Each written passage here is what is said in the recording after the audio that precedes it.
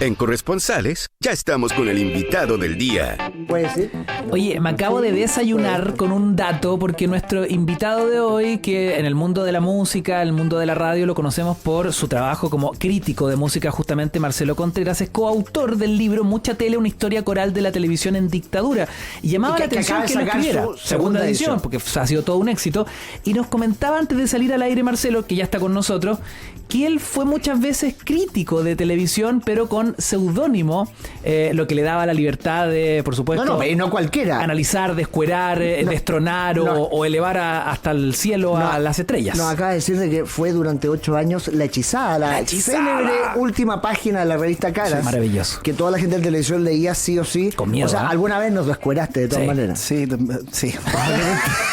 Es muy probable. Quiero saber, Contreras, Marcelo, ¿a quién le diste más duro? ¿A Comparini o a mí? Ya transparentemos ya que estamos en esto. No, hay respeto por ustedes, pero es que no me acuerdo. Imagínense, escribí 8 años la Hechizada. Cayeron todos ahí. Todo el mundo, claro. Y además yo hacía una crítica, uno era Circo Chamorro y en la cara.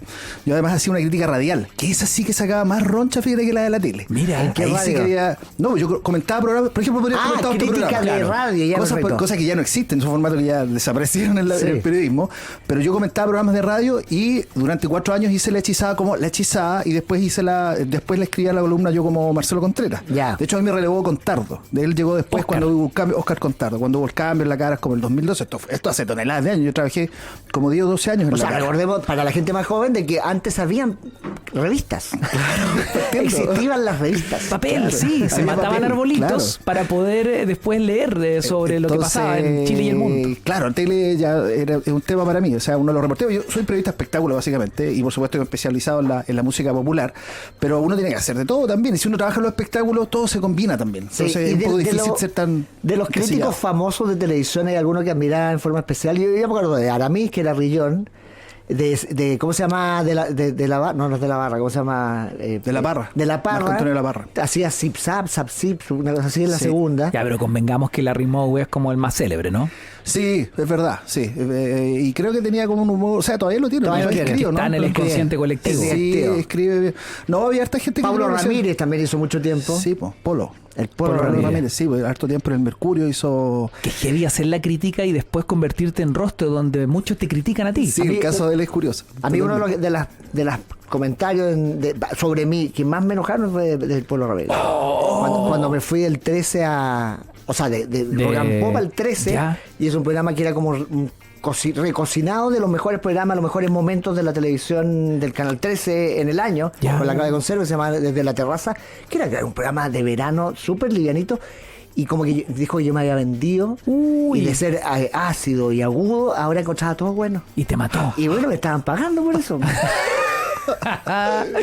Oye, bueno, como van saliendo trapitos al sol, tal como está escrito en Mucha Tele, una historia coral de la televisión en dictadura. Marcelo, ¿cómo nace este libro que compendia básicamente desde el golpe y el traspaso además de la televisión blanco y negro a color y hasta la década de los 90, con todo lo que implica el poder de la televisión en aquel entonces? Bueno, primero fue una iniciativa de Rafael Valle, el coautor del libro. Él me invitó en 2018 a contar la historia de lo que había sido la televisión con lo que nosotros habíamos crecido. Nosotros creemos que somos la primera generación que en rigor estaba todo el día la tele prendida en tu casa. Mis papás no tenían tele o la radio ocupaba ese espacio, pero yo nací y la tele estaba prendida todo el día. Entonces, y donde ibas la tele estaba prendida. En la casa del amigo, en el local de la esquina. Y era tema de conversación la tele. O sea, acuérdate cuando uno estaba en el colegio y, por ejemplo, el día lunes uno comentaba el happening. Claro. Que te hayas reído del happening, cosas así. O no sé, la gente que veía dibujos anime japonés, uno comentaba Ultraman o Sam, el rey del y dios. eso hay que decirlo, duró hasta hace no tanto. Esto de que veía el lunes, por ejemplo, una cosa más reciente. Sí. El que no, en la oficina del lunes no había visto a Maradona o a no sé quién, no tenía de qué hablar. Te quedabas ahí O fuera. ¿cómo se llama este hipnotizador que estuvo viniendo? Tommy Camo, por ejemplo. Claro, quien es lo último que había hecho, la última fantasía. Lógico, Tommy. todo desde Recordamos, de hecho, el otro día la cebolla que se comió a los Reyes. Desde los 70 hasta los principios de este siglo, eso fue súper potente de la televisión. Ahora, lo interesante que ustedes tomaron, no solo estaban hablando de cómo la televisión fue importante a un montón de gente, sino que estábamos viviendo una dictadura. O sea, Eso es parte central del... Claro, porque ahí para nosotros había una paradoja y eso era una de las cosas que más nos motivó a hacer la investigación y era que estábamos en dictadura, había una dictadura cívico-militar, el aspecto informativo estaba completamente controlado, pero con matices, ¿eh? Siempre, esto es algo que siempre hemos querido aclarar cuando hablamos de nuestro libro. La Televisión Nacional era una situación completamente excepcional, no era lo mismo en Canal 13, pero había una libertad programática súper extraña. ¿Por qué? Porque básicamente no había sistemas de medición. Lo que existía era el cuadernillo. Entonces la gente se acordaba del programa que había visto. Por eso los programas tenían nombre de día de la semana. Sábado Gigante, Baila Domingo. Viva el lunes, para que la gente se acordara para poder decirlo. Pero en estricto rigor no se sabía mucho más qué es lo que querían ver las teleaudiencias. Entonces eso daba un margen a un ensayo y error que era súper amplio.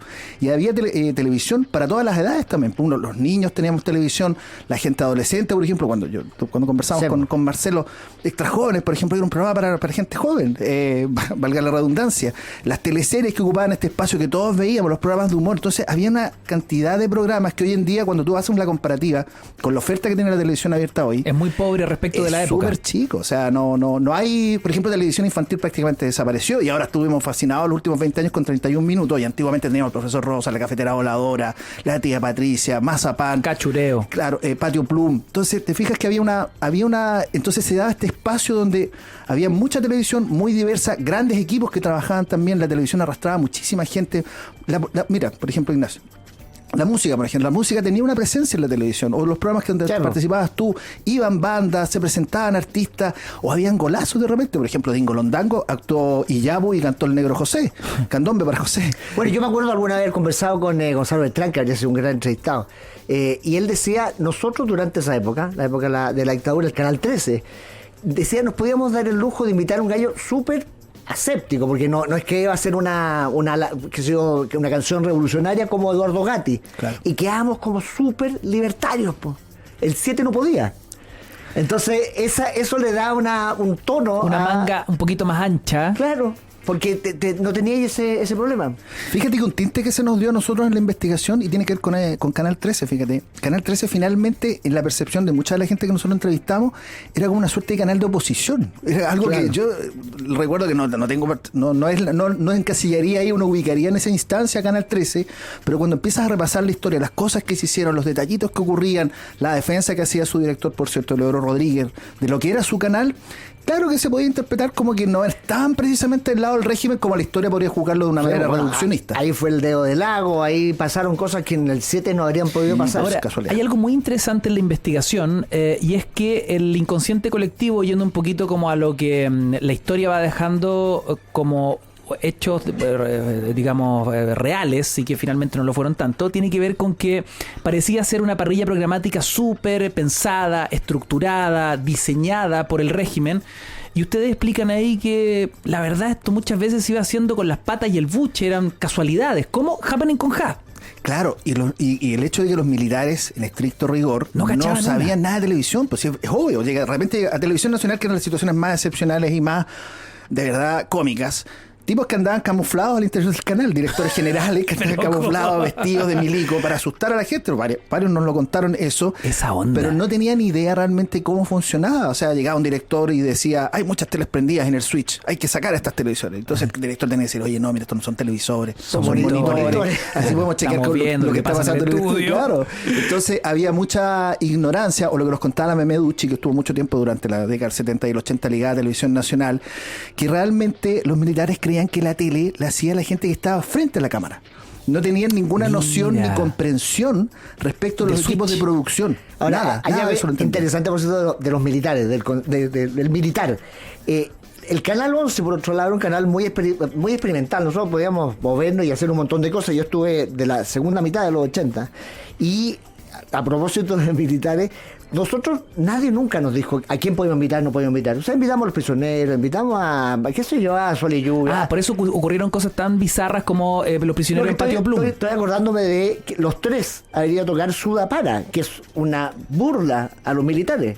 Y la tocaron, nadie dijo nada, nadie supo. Nadie nunca supo que habían ido a tocar. Porque yo creo que no estaban atentos A esa lo que parrilla. pasaba ahí. Estaban atentos a las noticias, había unos programas políticos Claro. donde le pedían el cassette, lo veían en la moneda y después decían ya, denlo. Dinacos. Pero programas como este, yo creo que nunca supieron qué es lo que nosotros hablábamos. Es que no había plan maestro, y a propósito que tú mencionaste, Ignacio, por ejemplo, al Happening con Ja, que con el tiempo y en estas miradas blanco y negro se dice, el circo de la dictadura. Claro. Y el Happening con Ja es un programa que se origina porque básicamente a la Gloria Benavides le echaron de la Radio Minería, Ya. donde ella tenía un programa, porque había tenido mucho éxito en el Festival de Viña de 1977, donde por cierto cantó Ríe, la canción que todos después decían, se la hicieron para los militares. No, es una canción que la había escrito Pedrero a la Silvia Piñeiro, y ella la canta en ese Festival de Viña que le da excelente. No tenía idea de eso. Claro. La canción central Está en YouTube. Se es puede ver. previa al Sí, Happening. es previa al Happening. Ríe Está en el- cuando todos estén esa. tristes. Está en el show de 1977 Qué bueno. de la Gloria Benavides en el ¿Qué Festival pasa? de Viña, y ahí aparece, y ella le va tan bien y la contrata a la Radio Minería, le dice, haga un programa lo que usted quiera, dice, bueno, voy a traer a mis amigos, Maite Montenegro, Pedreros, Alarcón, Rabani, Que vamos a eran hacer un programa. Toda gente que trabajaba tras cámaras. Sí, productores, O directores sea, de ese video. programa de radio es la semilla del happening. Totalmente. Bueno, pasa un año, los echan. Y el argumento del director de la Radio Minería fue por fomes. Se enoja, pasa? por supuesto, la Gloria Benavides. Todo el equipo y se van. No sabía que tenía oro Pero puro hicieron ahí. un primer uno que se llamaba Los Paparazzi. Sí, era la productora que tenían ellos y participaban en Dingolondango también. Claro. Y ahí siempre iba la Gloria Benavides, la Maite Montenegro, aparecían ellos trabajando hacía tiempo. Acuérdense que en Jesucristo Superestrella la Maite, por ejemplo, aparecía, está Sí, sí, sí. Rabani actuando, está. Todo era gente que ya se conocía mucho Jesucristo tiempo. Superestrella andino. Andino. Ojo con eso. Ojo con ese porque Andrew detalle. Weber todavía se da vuelta carnero. Oye, la cosa es que los echan, entonces se van a una chopería en Tobalaba y se ponen a escribir así como, oye, ¿qué se creen? Que nos tratan de fome, hagamos. Nosotros vamos a hacer un programa que demuestre, hacía tiempo ya que ellos les venían dando la vuelta a Pedreros, a Alarcón y a Rabani, hacer un programa que se riera de la televisión. Ya. Y si hacemos memoria, el Happening con Ja en sus orígenes, y durante largo tiempo después, en los 80 también, era un programa de parodia de espacios televisivos. Sí, po. En vez de Programa Don aplauso, Francisco. aplauso era ovación. Sí. Por ejemplo, y siempre tenían miércoles Y 14. Pepito TV era Don Francisco y Pero él nació- Julio Silverio- Martínez era... Silverio Silva, no sé quién era, pero era como Era un locutor de radio. Un locutor de radio. Sí. Entonces todo esto venía de observaciones que ellos hacían respecto de cómo funcionaba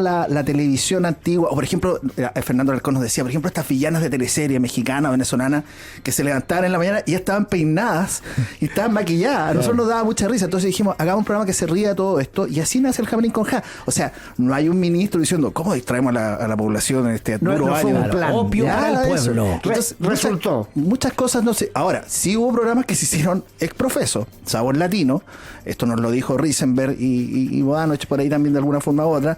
Sabor Latino fue un programa pensado porque se venía la crisis severa económica de 1982, Ya. Pan y- 83. pan y circo. Entonces ese programa que era literal, o sea, No, mujeres y con para, poca ropa. cuando levantaron a Santi para llegarse así también, eso era un plan de tener el TVN, competirle a Canal 13 todo el día sábado. Pero- Exactamente. Pero no sí. sé si era un plan del régimen. En ese minuto los canales ya se vieron en la obligación de, lejos de esa televisión universitaria, no experimental, ya de empezar a autofinanciarse y entró la publicidad. Ustedes también dan cuenta de aquello. Bueno, eso es uno de los puntos centrales, creemos, del libro, uno de los cambios emblemáticos que representa la industria O sea, televisiva. los canales empiezan a competir. Tienes que competir porque llegan los militares y entre el 73 y el 74 todos los años le iban quitando plata. Así, poquititas lucas, poquititas. Y ya de repente el 75, por ejemplo, UCB Televisión, que tenía unos presupuestos de millones de dólares, no estoy exagerando, Guau. no había ¿Y quién plata. se lo entregaba antes? No había el gobierno, el sistema público te entregaba. Porque Ahí esto llegó era el de centro mediados de los años de 60. Ya, de la universidad. Las universidades estaban dentro de esto.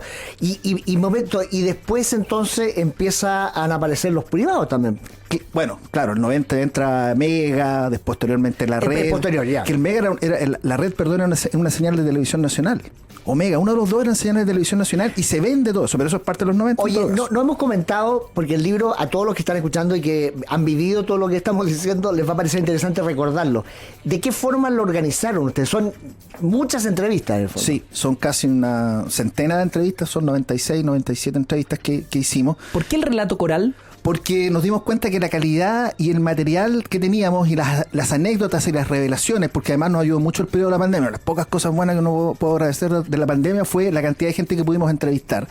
Entonces juntábamos muchas anécdotas, muchas historias y empezamos a linkear. Entonces alguien nos decía esto, entonces por ejemplo, 3 autores de Cuánto Vale el Show, 3 personas distintas diciendo, no, el tío Memo decía que lo había creado él, Alfredo Lamadrid decía que lo había creado él, contrapuesta. Ricardo Calderón. Entonces dijimos, podemos hacer dialogar esto, podemos darnos cuenta de que en vez de hacer una estructura más tradicional, un párrafo nuestro y después la cuña del entrevistado o la información del entrevistado, podíamos nosotros hacerlos dialogar. Así que ese fue el trabajo, que fue rudísimo, pero poder hacer esa edición para que la gente pudiera ir dialogando y contando la historia. Es muy atractivo para el lector. Muy entretenido porque además son pequeños trozos, entonces es fácil ir leyendo. Y lo otro es que no es solo entrevista a famosillos, bueno, no. Famosillos, no estoy mirando al menos, a famosos, sino también a la gente que hacía. O sea, por ejemplo, en el caso de Extra Joven, el Pelado Lira. Tras bambalinas. Que encuentro genial que hayan llegado. Yo una vez hablé por teléfono con él, nunca más lo vi, no sé qué es de él. Pero encuentro genial que hayan logrado gente no conocida que también cuenta su historia. Sí, por ejemplo, uno de los personajes, yo diría que del arranque, que es muy poderoso, que es Pepe, él pidió que mantuviéramos el nombre. Él era un productor de Sábado Gigante histórico, de cuando había partido Sábado Gigantes. De hecho, él ya comenzó en los 70, empezó a derivar otros programas. Entonces, esta gente, sobre todo los productores de Sábado Gigante, hay que decirlo, es gente que tiene mucha historia, y además muchos están ya en la tercera edad, muchos también están retirados, entonces no tienen nada que perder también a estas alturas. Pero, entonces, pero no quiso decir el nombre. No quiso decir el nombre, pero ¿cómo soltó la lengua, Pepe? Sí, cuenta todo, porque nosotros a todos los entrevistados les preguntábamos, ¿qué estabas haciendo? ¿Dónde estabas el 11 de septiembre de 1973? ¿Qué pasó en tu vida ese día? Entonces todos se acordaban de memoria exactamente lo que habían pasado. Y Pepe tuvo unas secuencias de acción en el centro, en las inmediaciones de la Universidad Católica, tiroteo y todo eso, que fue realmente impresionante. Yo como soy solo centrado en mí mismo y leí básicamente donde yo estaba. Como Don Francisco hizo lo mismo, ojo. No estuvieron tan cerca. ¿Sánchez sale? Claudio, hablé 2 veces con él. Yo creo que lo tuve y no, finalmente él lo consultó con su familia, hablamos espaciado un par de semanas y me dijo que no quería hablar, está muy resentido él con el gremio periodístico, considera que lo han tratado muy injustamente. Y yo le dije, mira, nosotros ya teníamos en ese minuto definido que el libro era completamente coral. Le dije, mira, vas a salir hablando tú, no va a haber intervención nuestra más allá de cortarte las redundancias y claro, no hay un texto de alguien que te va a poner en una eres situación. tú, le dije, eres tú y tú vas a poder hablar y tú vas a poder contar tu historia. Y no, finalmente declinó, como harta gente nos declinó, por supuesto. Honorato. No todos quisieron. Honorato también lo tratamos de aproximar ahí, pero no, o sea, también de una respuesta negativa. Oye, Marcelo, finalmente. ¿es cierto que Lucía Iriarte, protagonista indiscutible de aquella época, tenía incluso un camarógrafo a su disposición para el informativo 60 minutos? Un equipo completo. ¿Todo lo había? Sí, equipo completo. Y tenía que ir una nota sí o sí. Sí, y con tiempos cronometrados. Y si ella veía televisión con Pinochet, y cuando estaba viendo y cronometraba los tiempos, y si no estaba, le reclamaba a Pinochet. Era un terror ella, por eso que decían que Televisión Nacional, 60 minutos, particularmente el noticiario, era el show de Lucy, y así se le conocía. Incluso la gente de la DINACO, la gente que trabajaba para el régimen abiertamente y orgullosamente, gente que andaba con tifa de la CNI, por ejemplo, hablaban del show de Lucy, porque tenía este equipo asignado que fue progresivamente conquistando espacio en el noticiario. Bueno, y por eso también... ¿Qué mostraban de la vida y obra de Doña Lucía? Las damas de todos colores, acuérdate. Morado, rojo, azul, amarillo, acuérdate, todas las damas de las fuerzas armadas. Al final el Cameron con Jai, la oficina, pues era la señora Pochi. Era básicamente la señora Pochi. Claro. El Happening, por ejemplo, de repente hacían números o hacían gags, sobre todo en la oficina, que eran situaciones que a ellos les pasaban. Por ejemplo, a Fernando Alarcón nos contaba que ellos un día le habían enviado una caja de whisky. Ya. Y aquí los periodistas. Resulta que la caja de whisky no saben cómo fue al departamento de prensa de Televisión Nacional y desapareció. Y llama después el gerente al Alarcón y dice, ¿cómo te fue con la caja de whisky? ¿Te gustaron los whisky que te mandé? Y dice, ¿cuáles whiskies? Te mandé una caja. Y ahí empieza a averiguar al Alarcón, y eso dio lugar a un gag de la oficina que se llamaba El Juicio o El Proceso. No sé si se acuerdan. Donde todos se convertían en personajes y hacían un juicio, y Fernando Alarcón era uno de los enjuiciados, y finalmente lo absolvía la Anita Rips, que en esa época era como la jefa en la oficina, y él decía, ¿cómo quieres celebrar ahora? Con una botella de whisky, decía Fernando Alarcón. Haciendo alusión a lo que le había pasado en la oficina real. Pero era parte de esta cotidianidad absurda que sobre todo se vivía en Televisión Nacional por esta presencia de militares, por este celo que había. Marcelo, es la figura de Álvaro Corbalán. Un personaje oscuro, pero a la vez que estaba inserto en el entertainment. Amaba el espectáculo. le gustaba cantar, tenía fama de buen cantante, según decían. Y claro, llegaba con estos séquitos de repente, por ejemplo, lo cuenta Rodolfo Roth, que él carreteaba con la Mónica de Calixto y de repente llegaba a Corbalán a las 4 de la mañana. 10 camionetas así, llegaba a Corbalán, hola, ¿cómo están? Y se ponía a tocar la guitarra, a cantar. O tenía unos entreveros así, haciéndose el chistosillo. ¿En dónde eran los pobres de Vitacura? Había un local donde aparecía más o menos seguido todo este mundillo. Sí, la Pati Maldonado, todos iban para allá. Sí. Cristóbal. Ahora, esto fuera de cámara. Eso es lo que pasaba fuera de cámara. Ahora, el libro, ¿cómo deja al régimen como unos desordenados? Entonces, que no tenían el celo que uno podría haber imaginado. Ni el control, ni la expertise para poder llevar a cabo un control de la televisión de la época. Es que es imposible, yo creo, finalmente. O sea, por más dictadura, probablemente los coreanos del norte deben ser los únicos exitosos en tener todo bajo control, pero el resto, cualquier dictadura en algún minuto algo se filtra. Pero insistimos que además estaba muy combinado porque los equipos que se quedaron, por ejemplo, trabajando en televisión nacional, era gente joven, era gente que venían casi todos de la formación del canal, bajo el gobierno de Eduardo Frei Montalva, todos prácticamente demócratas cristianos, partiendo por Gonzalo Bertrán, por el propio Eduardo Rabani, por Fernando Alarcón, que eran orgullosos y reconocidos demócratas cristianos. Entonces, bueno, en definitiva, no había este gran control, había muchos márgenes, no es una historia de blanco y negro, como mucho autocontrol. Bueno, eso es algo que siempre nos dijeron. Claro. La Tita Coloro nos decía, aquí todo lo que regía era la autocensura. Nadie venía y te decía, por ejemplo, la gente, el propio Don Francisco decía, nosotros nos dimos cuenta que había estas restricciones en cierta área, pero esto despertaba el espacio para que el magazine pudiera despertar y pudiera despegar. Y entre medio se empezó a meter cada vez más el avisaje, hasta que está este cambio de la normativa en 1977, y la televisión finalmente se transforma en una industria económicamente poderosa. Si hasta antes la televisión sobrevivía apenas, hacían unos canales universitarios con estas platas que les llegaban, pero no había inversión ni ganancia. Bueno, aquí cambia esto. De esa autocensura, hay una historia mítica de Don Francisco, alguna vez me la contó en alguna entrevista, él ha narrado esto, que hay un punto bisagra en su biografía donde él siempre se mantuvo neutro, hasta el día de hoy, te diría yo, casi muy pocas veces entra en la contingencia de su opinión. Ha entrevistado a muchos presidentes, en fin, pero su opinión política o su definición ideológica nunca ha estado muy clara. ¿Qué pasaba en aquella época? Él era una de las pocas personas que tenía una cámara filmadora de su propiedad. Entonces, cuando se hace el bombardeo a la moneda, ¿no? Necesitaban hacer un registro respecto de cómo había quedado la casa de Salvador Allende y llaman a este animador de televisión para que suelte la cámara. Le dicen, bueno, usted sabe, vaya a grabar esto, haga un reportaje acá y muestre cómo quedó la casa. Y él hábilmente dice, no me voy a quemar. Voy a quedar para la historia como el tipo que fue a filmar por los militares a reportear cómo quedó la casa totalmente destruida. Y él hábilmente logra convencer al militar ahí en una cosa como de puro tacto, de puro chispeza. Le dice, no, pero usted lo va a hacer mucho mejor, usted es el militar, usted es el que llevó a cabo el operativo, yo no tengo idea, por favor, le paso la cámara, le enseño. Y como que lo aleona. Si fue vivo le dijo, pero démela a mí después la filmación, yo la manejo. Y yo me quedo con los derechos. Pero está también, sí se ve. Se ve cuando aparece el militar, cuando le preguntan por el impacto, dice, esta es una calibre 50, por una cosa así. Oye, pero Kreuzberger ese día también fue a la escuela militar. Porque todo el equipo de Sábado Gigantes básicamente fue el que hizo la primera transmisión de los militares en la escuela militar el día del golpe. Acuérdense que hay una transmisión que están los 4 milicos ahí parados. Cuando ya se terminó el bombardeo y todo. Claro, esto es en la noche ya. Y ahí también estuvo Don Francisco y hartos personajes ahí que nos contaron lo que había sucedido en la escuela militar. Y Don Francisco en un minuto nuevamente tiene una escena que es digna de una película de Peter Sellers. Va y quiere ir al baño. Ya. Y empieza a abrir puertas, y en una puerta abre y está Pinochet leyendo un discurso. Pensé que lo había pillado en otra cosa. Y Pinochet le dice, ¿y usted qué hace aquí? Y lo sacan por supuesto, a Kreuzberger, perdón, y se retira. Entonces le pasaron hartas cosas y ese día fue un día extraordinariamente tenso para toda la gente que trabajó, pero sobre todo para el equipo de Sábado Gigantes, que le tocó muchísima pega ese 11 de septiembre. Oye, mucha historia, muchas cosas que ocurrieron en mucha tele. Y va a haber otro capítulo, ¿no?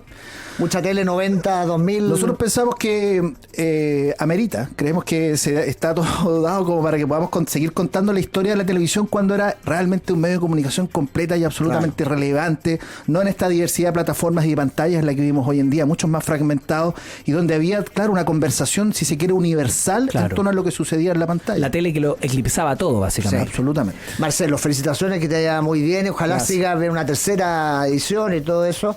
y nos encontraremos entonces cuando salga el siguiente capítulo. Oye, búsquenlo en librerías, se llama Mucha Tele, una historia coral de la televisión en dictadura, súper interesante, entretenido, lleno de anécdotas, datos curiosos y sobre todo mucho backstage, digamos, lo que no se supo. Oye, muy cortito. Este sábado hacemos un relanzamiento, vamos a estar en el Fondo de Cultura Económica, en la librería que está en el Paseo Bulnes. Vamos a las 4 de la tarde, vamos a estar conversando ahí con una periodista, con Antonella Esteves, sobre esta segunda... La Antonella. Mira, La Antonella. es que la Antonella acaba de sacar el libro, además la vamos a invitar en unos días más. Ah, súper. Todo Bueno, calza. vamos a estar con Antonella ahí conversando sobre Mucha Invitación Tele. abierta para quienes nos escuchan. Por supuesto, ¿no? Todos invitados y felices de recibirlos. ¿A qué hora? A las 4 de la tarde este sábado. Perfecto, buen panorama. Listo.